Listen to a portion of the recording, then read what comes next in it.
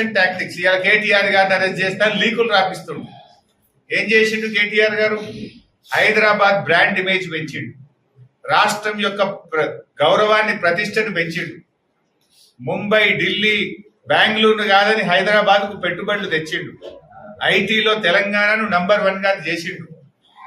నువ్వు డైవర్షన్ కోసం కేసులు పెడతా, అరెస్టులు చేస్తా అని లీకులు ఇస్తున్నావు. నీ లీకులకు, నీ తాటాకు చప్పులకి ఇక్కడ ఎవడు భయపడడానికి సిద్ధంగా లేడు.